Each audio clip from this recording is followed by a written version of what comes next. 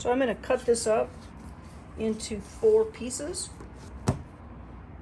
and we're going to scale them. We'd like them to all be the same size.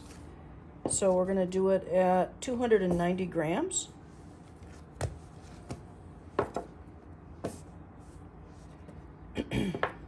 So the first thing we'll do is cut them up, and then I'll show you how to shape them. We want to cut them up and then they're going to rest.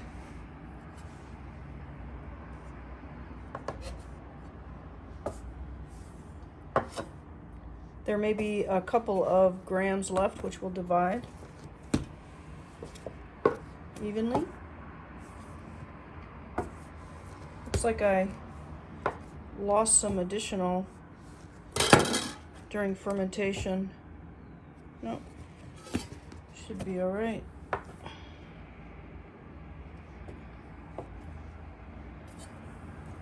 Okay, 290.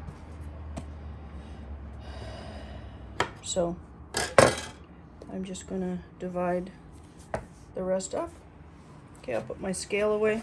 Now this dough, we need to round it and let it relax for 20 to 30 minutes. The amazing thing about gluten is all these individual pieces will be reabsorbed to form one cohesive piece of gluten. So I'm trying to make a smooth surface on the outside, and with the side of my hand, I'm just where the dough meets the table. I'm pushing it. You can see that it makes the outside very tight and snug. And I'm going to set that on a pan. Okay, so I start by taking the outside edges and going under, and then I take the side of my hand and tighten it up.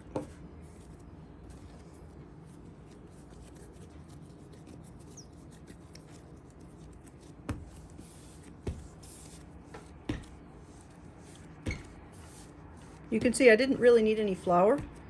The dough is very elastic. It's not sticky. It's one reason I decided not to go with the fold that I talked about in the previously in the video. So I'm trying to do this. I'm left-handed, but I'm trying to do it right-handed to show you. If I'm in class, we do this with 2 pieces of dough, 1 in each hand. Okay, so there are my 4 pieces. We're going to make 4 small loaves. And I can just use the same piece of plastic wrap that I used previously. And I'm going to cover those loaves, and I'm going to let them relax for 20 to 30 minutes. And then we'll come back and I'll show you how to shape them into loaves. Okay, it's been 30 minutes, and this is called the intermediate proof, or bench proof, or bench rest. So the pieces are now relaxed, and we're ready to go on to the next part. If you looked at the recipe in the module, you'll see that there is a line drawing of the part that I'm going to do now. So I'm going to move the pieces out of the way, and I'm going to do one piece at a time. I have the 4 loaf pans that I gave you in the pickup. So I'm going to take this is the smooth side, I'm going to turn it over, and I'm going to flatten it out into an oval. Okay, it wasn't a circle, and now it's going into an oval. It's nice and smooth. Do not do this, because you will, if you can see, you tear the gluten if you do that. I'm actually going straight down at the table as if you were doing CPR, trying to press out the air bubbles.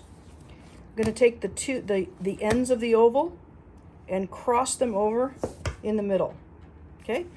It's important that they don't just meet in the middle.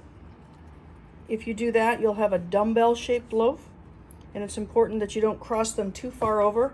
Then it's very difficult to get the right length of a loaf. So I cross it over. This is called the envelope method because this is a way to turn a circle into what looks a little bit like an envelope. Now I'm going to roll it up into a tight coil with using one hand, the thumb of my left hand. I'm going to curl it up, and the heel of my right hand, I'm going to close it, seal it up. I'm looking to get a nice tight round shape, very tight coil. That's the same length all the way down. The last thing I need to do is roll it the length of the pan.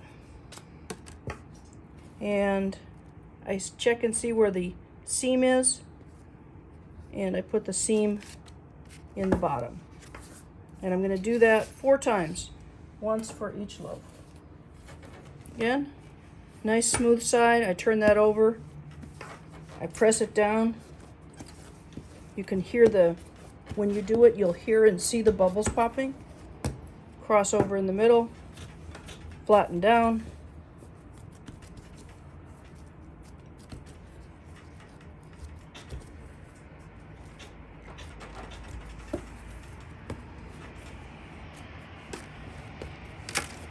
Okay, I want to get so I have a nice tight coil,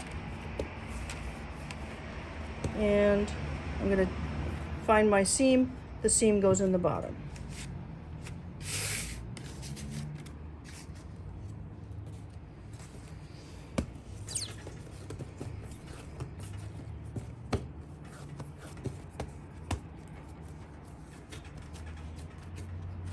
Again, straight down. You want to stretch the gluten without tearing it.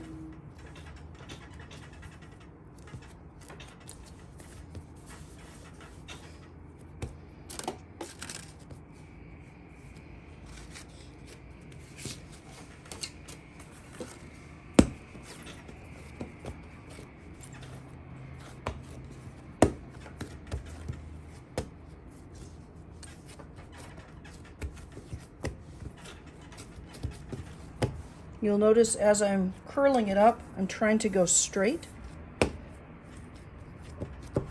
so that the ends stay together. This way I get a loaf that's even all the way down.